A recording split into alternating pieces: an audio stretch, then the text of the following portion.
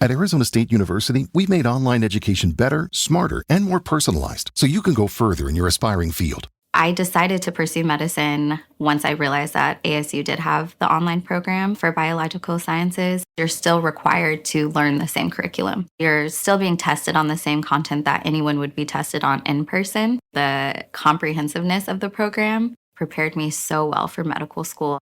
Explore over 350 plus programs at asuonline.asu.edu.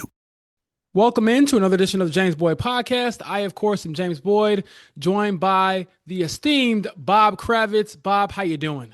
I am splendid, man. How are you?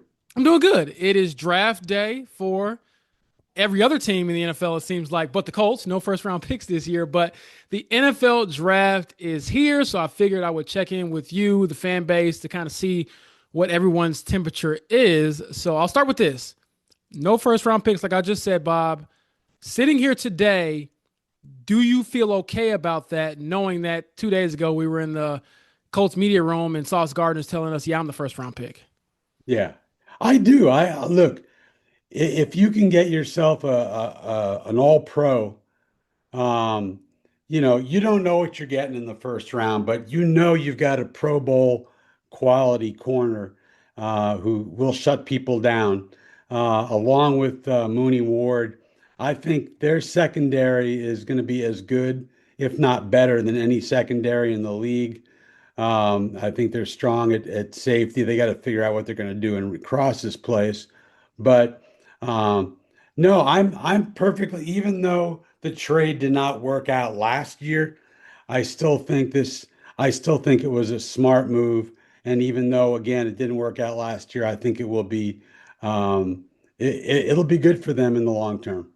Yeah, it certainly was an aggressive move. And at the time, Bob, I can't sit here and say, oh my gosh, 6 months from now, this pick will not be worth it, because they were rolling. They were playing well. And you got a 24-year-old, two-time first-team All-Pro. I looked it up, I believe, when Sauce Gardner joined the Colts, Bob, and you've been covering this team for a long time. I don't think they've ever had a cornerback in the history of their franchise who has had two first-team All-Pro selections. So he can still be a very good player. And I kind of laughed at him basically stating matter of factly, like, yeah, I'm that good. Don't doubt for a second that, I'm not worth being a first round pick for the Jets, and then two more with the Colts now, considering the deal. But I think the conversation has kind of shifted a bit, Bob, because now that we've kind of moved away from the shock of the trade, the magnitude of that trade, we look at it from a more holistic perspective.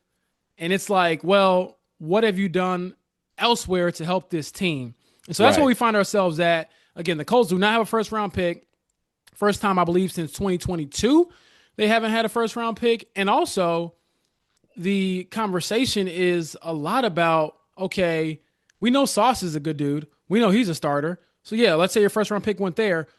What about the other holes in the roster? And there's a lot of them. And that's where I found myself looking at day two, like, where do we start? So, from your perspective, Bob, what do you think is a bigger need for this team? Is it to, try to upgrade offensively a little bit to find a Michael Pittman Jr. replacement? Or do you look more so at that defensive side and say, hey, we lost a lot of dudes. We got to figure out, defensive end, linebacker, things of that nature? Yeah, I think defense is first and foremost. Ballard said he wants to be, faster and, tougher on defense.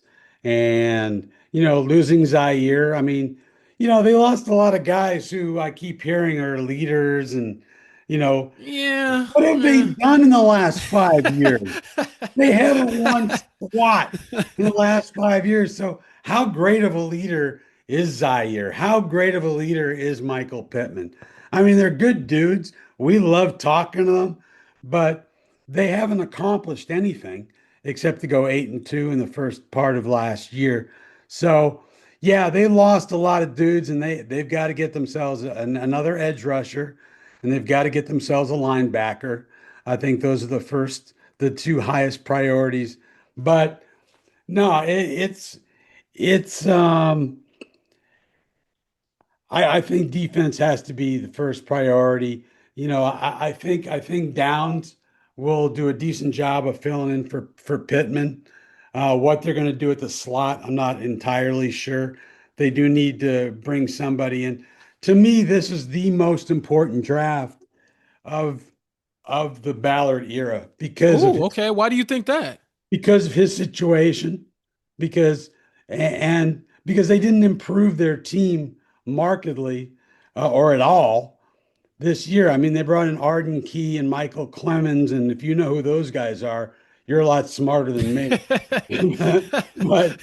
but they have not improved their team this offseason. Yes, they were able to keep the quarterback and keep Daniel Jones and keep Alec Pierce, but otherwise, I think while I'm not a big fan of Quiddy Pay or any of those guys, um, you need to upgrade there, and they need to have an enormously successful draft the way they did, say in 2018, 2020, 2022.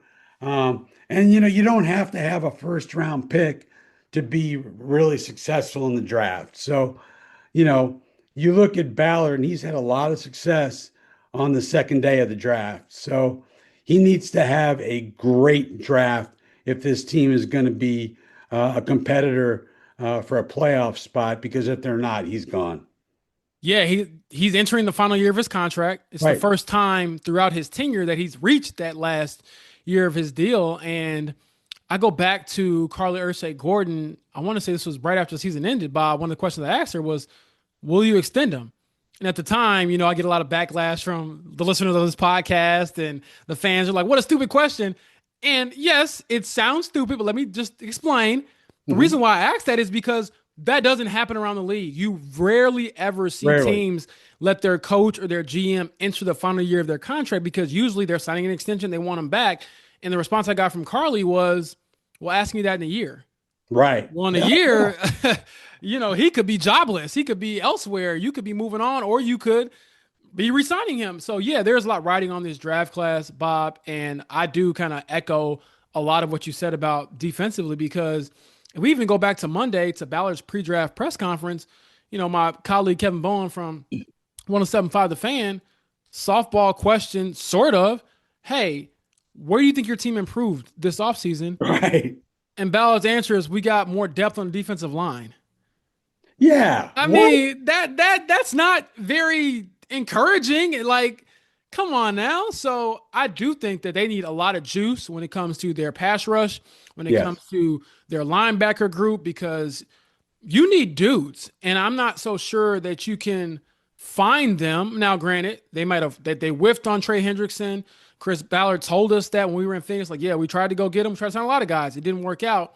Right. But how much, Bob, do you think maybe not having a plan B has hurt them, because they got all this cap space with like no players to really go out there and spend it on in free agency? So now you're banking on this draft class having to be one of your best yet. And not, you talked about 2022, for example, Bob, those guys they drafted, Alec Pierce, great player. Bernard Ryman, he's a franchise left tackle. Nick Mhm. Cross proved to be a good starter, got paid to go back home with the Commanders.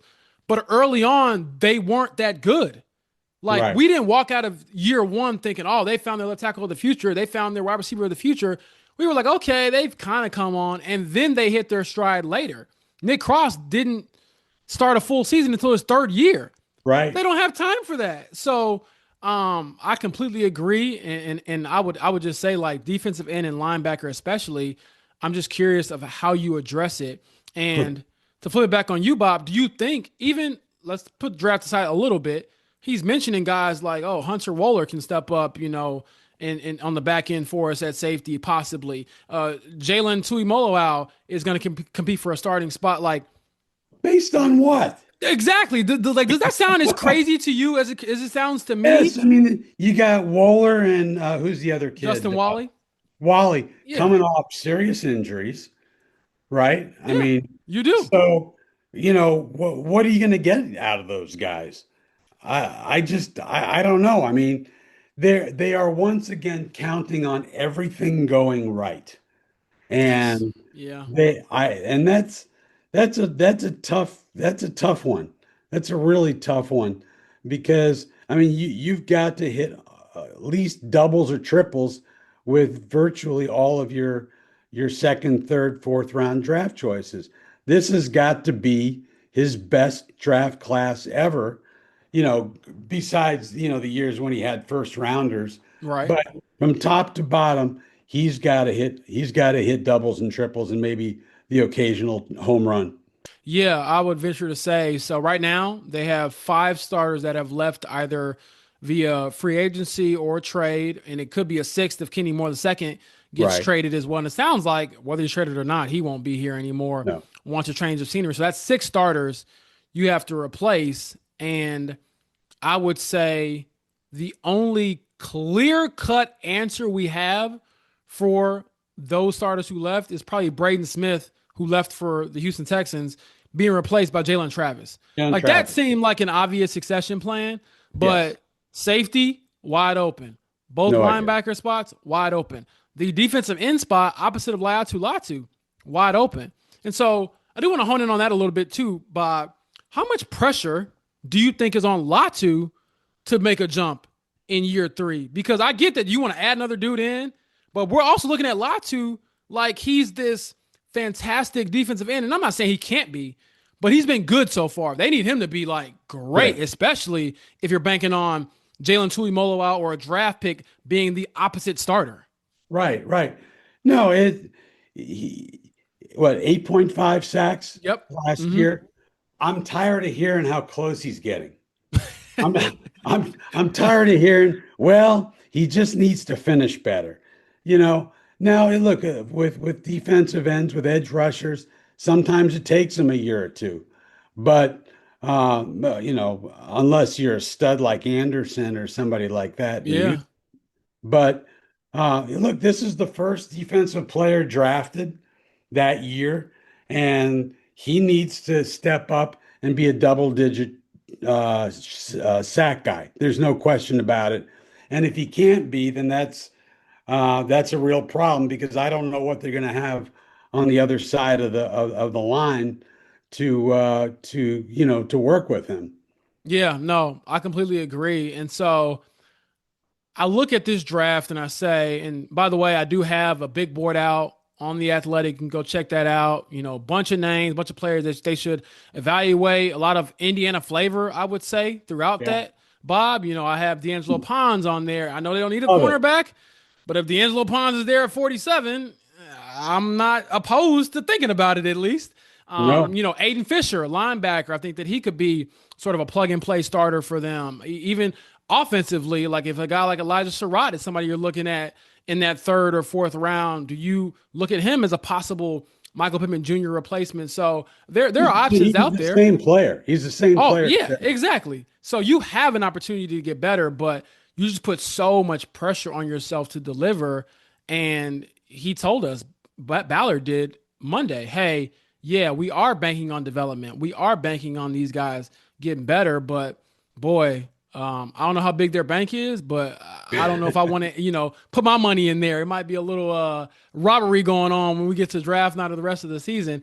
But I do want to pivot a little bit, Bob, to another topic that's kind of come up this week. And perhaps this is a sneaky need in the draft, I would say, is maybe defensive tackle. And I Yes. say this because, you heard from DeForest Buckner the other day, and he's coming off neck surgery. He's getting older. Grover Stewart's getting older. Like, how concerned are you, not maybe for like the defensive tackle room itself, but just the future of that defensive line? Like, is that creeping into your mind a little Yes. bit, knowing that DeForest Buckner coming off that neck injury might not be all pro DeForest Buckner anymore? Right. No, absolutely. You got two guys who are long in the tooth. And like you say, DeForest coming off a really tough injury. Those neck surgeries are not easy. I don't even think he's running at this point, or he's Yeah. just started He said he running. just started.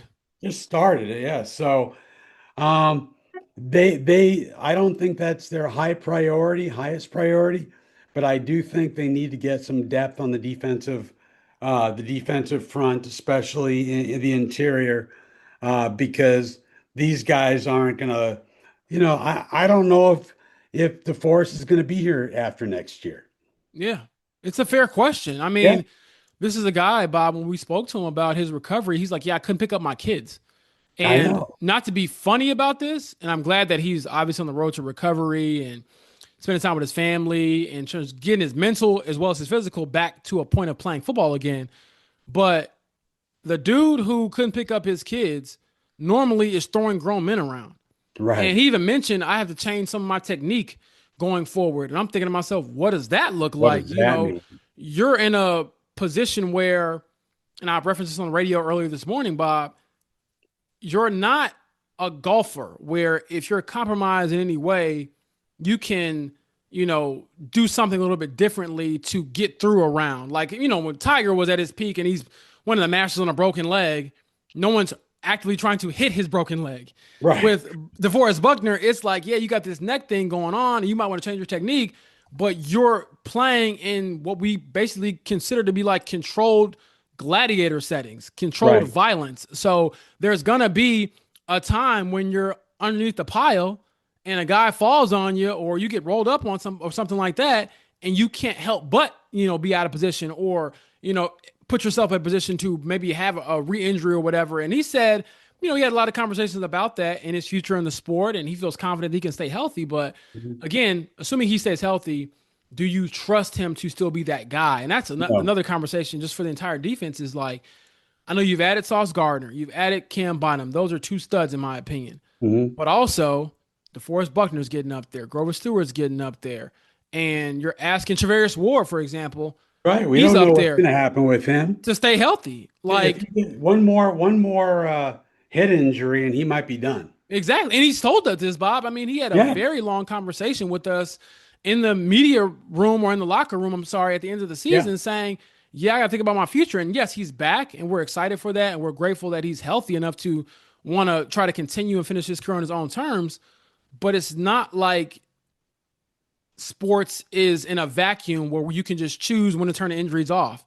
Right. You play a very violent sport. And not to say I'm some expert, we all know this, but the more head injuries you have, the more concussions you have, the more susceptible you are to getting them. So I think it raises a lot of questions about how not only to approach the biggest needs of the draft. Yes, I think it's linebacker. I think it's defensive end. Take your pick, whichever one you want to put number one or number two. I would even go, hey, maybe wide receiver, maybe defensive tackle. Cornerback is a sneaky need. So a lot to evaluate. And just to fill listeners in or refresh your memory, they got 7 picks. They have two, on the first 2 days of the draft. I'm sorry, not the first 2 days, the first 2 rounds. Let me back up. They have 2 picks in the second and third rounds. Lord, I'm talking all over myself, Bob. I'm sorry. But the point is, they have to find a way to hit on those picks and possibly even trade back. Now, would you be open to that, Bob? Like, can you see them moving back from 47? Big thanks to our sponsor, BetterHelp, for partnering with us for this important conversation about mental health. This is Steve Smith here, former NFL wide receiver and host of the 89 show on YouTube. So having a counselor and working with BetterHelp, that gives you an opportunity to really start to unpack, but people don't understand when you unpack things, you also open up a box that you're not always sure what's inside. So I think that's why seeing a professional is extremely important. If you need someone to open up to, visit BetterHelp. That's betterhelp.com/89 to get started. We've all been there. You're away for the weekend, the big game is on, and you realize you're restricted from watching. Or maybe you're trying to check the latest lines on your betting app, but your local network is blocking the site. These are the ultimate unforced errors. You can prevent this from happening to you with IPVanish. IPVanish is the powerhouse VPN designed to keep you in the game no matter where you are. IPVanish helps you stay connected to your favorite team and streaming services while you travel. But it's not just about watching the game. For the bettors out there, IPVanish provides an extra layer of security and privacy that helps you access your account safely on public Wi-Fi. Plus, IPVanish is lightning fast, so you won't have to worry about lag during those crucial live betting moments. Right now, get a massive discount at IPVanish.com. That's IPVANISH.com to get started today. Secure your play and go to IPVanish.com. I do. And I thought that Ballard hinted at that very strongly the other day when we talked to him. Yeah, he usually does because we know he loves them picks. He does. but yeah, it would not shock me in the slightest if they move back and add a pick or two. And then, assuming they move on from Kenny Moore and from Anthony Richardson, there's two more, late picks that they could add to the coffers. So I'm glad you brought that up because, again, and I'll say it correctly this time, they have one pick on the second round of the draft, which is number 47. And then they have the number 78 pick in the third round. So 2 picks on the second day. Now, I would assume they're going to trade back and probably gain, I guess in their mind, they would like to try to gain maybe a third pick on that day 2 to get you another starting caliber player. But I'm glad you brought up Kenny and Anthony because I think both situations are interesting, but also vastly different, at least the way Chris Ballard spoke about them. Yes. So, Bob, I'll give it to you straight. Do you think either player gets moved throughout the draft? Meaning day 3 rolls around, because that's all you're going to get compensation-wise for either guy, to be realistic. Do you think we see some movement then, or will it have to come down to whether or not you just outright cut them? Yeah, I think that Kenny is still valuable, and I think other teams will find him highly valuable, and I think they'll make a move. I think they can get him at a cheap price, with a third day pick. With Anthony, it's a little harder to figure that one out. I think they'll just cut him. If they can't trade him, they'll just cut him.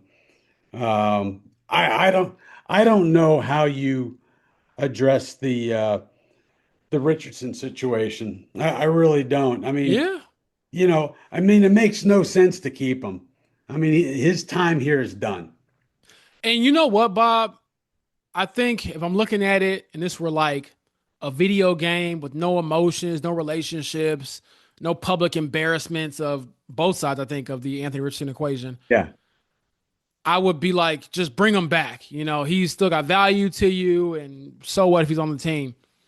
But the way he's been handled and mishandled both by himself and the team makes it seem just unrealistic from my perspective because I get it. And maybe it's because Chris Ballard drafted the guy and he ultimately had the say in bringing him to Indianapolis along with the late Jim Irsay. Mm-hmm. But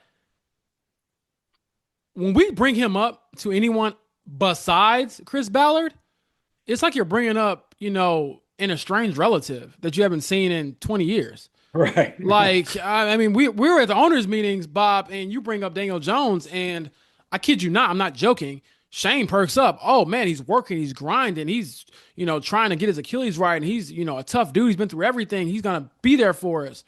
Riley Leonard, oh, I love what he's doing. His mechanics are great. He's improved so much. He was a 6th-round pick last year, just to be clear. And he's played the better part of 2 games in the NFL. So all that context. And then when you bring up Anthony, who has started 15 games, he's 8-7 as a starter. And don't get me wrong, he's God willing, he will become a better passer. But right now, he is not a good passer. He has actually been a very bad passer in the NFL. But when you bring him up in any capacity about possibly working with him, Shane is just like, yeah, that dude's here. He's on the team. He's a good teammate. Yeah, and I just don't see how that's going to work. What a really nice kid he is. I'm like, I don't give a crap. I don't know if I'm buying that, Bob. I can see it 2 ways where they're like, we're trying to keep his trade value high. Right, so we're going to talk very well about him. But also, I could see it as, are you trying to lay the groundwork to bring him back? Because we all know he shouldn't be coming back to compete with Riley Leonard to be the QB2. And he's not QB2. He'll be the 3rd-string guy. At this point. Like, it's very clear to all of us they do not want to go back to Anthony under any circumstance. So that's why I'm like, I get that you wouldn't get any financial relief from cutting Anthony, and I get it would be a big mistake perhaps, or not a big mistake, but it will be amplified how big of a mistake it was to draft him. But at this point, I'm like, it might be better for both sides to just move on because it's unrealistic to act like nothing happened. It's all water underneath the bridge. But at least Ballard was making it seem like, hey, we're more willing to work with Kenny on possibly letting him go. But for Anthony, they might be a little bit stingier. So I'm very curious to see how that goes. And if we get through the draft and Anthony in particular isn't moved, I think it could get very interesting because at Yeah. that point you will start getting to the mandatory part of training camp. You will start getting into the mandatory part of the off season where you have to show up. You have to allow him to show up, or he'll get fined or something like that. So Right. it's weird. It's awkward. It definitely is not, a great look right now for the Colts, but that's where they find themselves. And I can't buy the whole Anthony's still part of our future thing any No, longer. it's time to cut bait. It has been for quite some time. I think once he tapped out, I think that was the beginning of the end, or maybe the end of the end. But it's I think it's time to just move on and understand that it was a terrible mistake, that they handled the whole thing ridiculously in a ridiculously poor manner. Anthony is not without blame here. Anthony was not ready, and may never be ready. I don't know, but yeah, to me, just move on. Yeah, I mean that's where we find ourselves, and I'm not surprised by that becoming a part of the conversation. But it's just a wild few years for him, and now you find yourself hitching your wagon to Daniel Jones, who got paid. Yeah, He's also coming back from a torn Achilles, and then the other guy you paid, Alec Pierce. Ballard comes out Monday, says he'll be out yeah, 3 months. 3 months. He's gotten an ankle surgery, and I'm like, boy, your two big, high price prizes are out, going into this offseason, which should be a huge offseason, because I don't think it's necessary for Daniel Jones to be out there for the spring and for OTAs and all that stuff, Right. because he's played a lot of football in his career.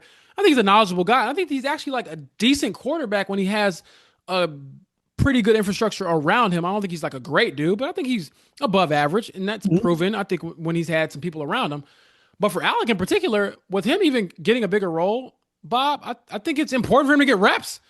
Yes. Running more routes and being viewed as that number one guy, and that will be delayed a little bit this offseason. So one other thing I want to kind of, I guess put a button on this draft day talk and a lot of where the team is Bob, when I look at where they were last year, being 8-2, so much of these guys believing that was what they can hang their hat on or believe in when it comes to Carly or Chris or even Shane, like they decided to run this back because of that. And It's just crazy to me that now a lot of that conversation, at least right now in the moment, is coming down to how well you draft. Can you find some dudes to supplement the guys you gave so much money to when it comes to Daniel and Alec? And I'm not saying you shouldn't have paid them. Daniel is kind of iffy, but it leaves a lot to be desired so far. Though? I mean, I know, and I get it. there was I get no it. choice. I get it. You've been looking for a quarterback since Andrew Luck, and you finally have somebody who's proven that under the right circumstances and in full health, he can get it done. I mean, Yeah. it's not a fluke, but you have to take your chances with this guy coming back from the Achilles. Maybe he'll be like Jason Tatum. Maybe, and that was a good point that Shane Steichen brought up. I thought it was very interesting that he actually had a chance to talk to Brad Stevens, the former Yes. Butler coach, who took him to back-to-back national championship game appearances, let alone Final Fours. And now he's the president of basketball operations for the Boston Celtics. And Tatum is like, he's the poster child now for Achilles recoveries. He came back in just under 10 months, and he looks like he's a top 10 player in the world already again. And for Daniel, same injury, same surgeon. Halliburton actually had the same injury and same surgeon, same side, right Achilles. Dr. Martin O'Malley, he's the Achilles guy.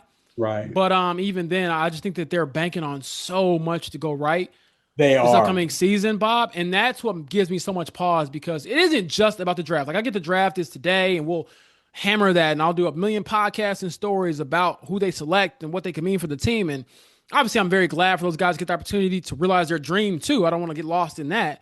Sure. But from a Colts win now perspective, I just think that you're banking on the guy coming off a major injury who always gets hurt in his career.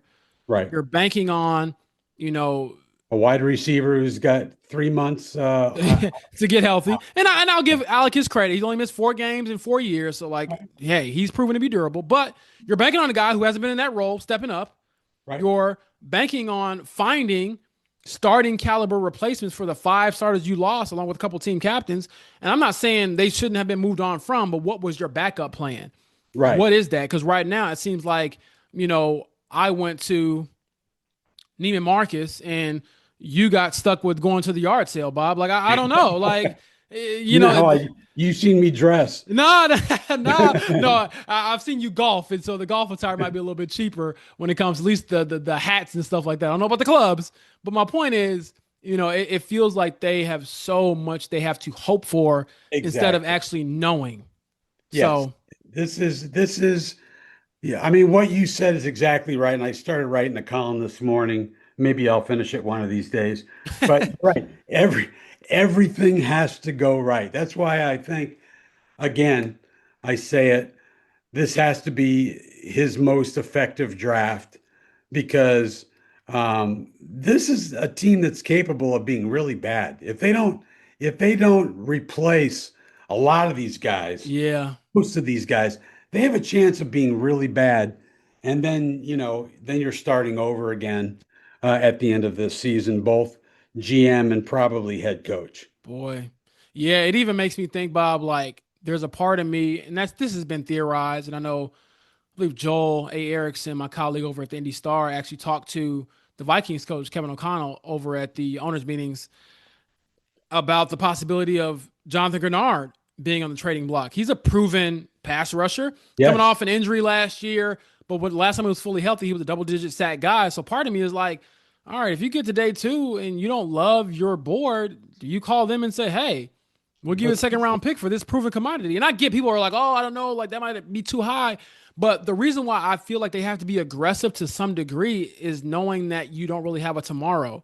You can't really wait. Like you're 5 years into a playoff drought, the third longest playoff drought in the NFL currently. Your GM's going into the final year of his contract. Your player that you still have here that you believe in and think that they're pillars of your team are getting older. DeForest Buckner, Quentin Nelson, who's still in his prime and probably deserves an extension. Jonathan Taylor, he was very healthy last year, didn't miss a game. He's had some injury history in his career. Do we believe after 350 touches last year, he's going to stay healthy for the whole season? Like, so much has to go right. And I just think that it makes for interesting day. Maybe boring on day 1, Bob. I don't think we're going to be doing much today. No, but I'll be sitting in front of my TV and watching Fernando. There you go. And so I'll end it with this. I'm very excited for Fernando. I think that him staying at home with his mom to make it more comfortable for her and his family is really cool. But do you, throughout your tenure, have any like weird or funny draft moments? You remember like a player or something that was kind of wonky or something that was crazy that happened? Because one that sticks out to me was when I remember when Josh Downs got drafted, he comes to his Zoom call and his shirt is soaking wet. And I'm like, did you jump in the pool? And it's because later the video showed his family, I think his dad, poured champagne on him. So he said his shirt was like all, it was all stretched out and wet and looked like he had just jumped in a pool. So do you have any stories like that or any memorable nights from the draft? Well, the one thing that I'll always remember, the Denver Broncos, when I was out in Denver, they had John Elway. You may remember him. Yeah, pretty good guy. They went and drafted Tommy Maddox, the quarterback from UCLA, and they were ready. Dan Reeves, the coach at the time and GM, he wanted to trade John Elway. Wow. And they brought in Tommy Maddox, and obviously they decided not to trade John, and they ended up moving away from Maddox. But I just remember everybody in Denver just looking sideways at Dan Reeves like, what in the hell are you doing? You got John Elway, and you're talking about Tommy Maddox? Please. Well, I'll say this.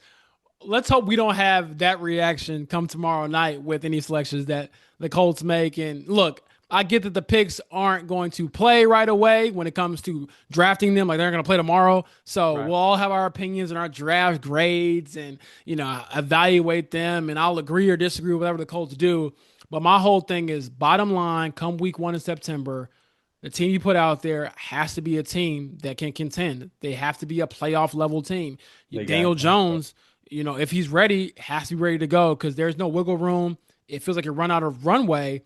And I get that the Colts decided to run it back and people are frustrated, but this is the first full year of the Carly Ursay-Gordon tenure. And so I do think that things could potentially change down the line if she starts to see things not going in the direction that she wanted them to. But ultimately, it was her decision to run it back. It was her decision to move forth with the Sauce Gardner trade, which is why the Colts don't have a first-round pick now this year. So we'll see if they can get some really good players, I think, and honestly necessary players help this team get back to where they want to go. So that's all for this episode. I'll be checking in with you all probably in a couple of days after all the draft picks are in. But until next time, my friends, stay safe and hopefully, again, you're not doing any crazy trades or at least theorizing any crazy replacements like you had to experience, Bob, when you were covering the Broncos. Don't you have a mock draft to do in the next hour? Oh, gosh, don't remind me. All the mock drafts are in. They're all right as of right now. I'm 100% correct. Anybody who disagrees, kick rocks and, your mama. So jokes aside, though, thanks for listening and have a good time.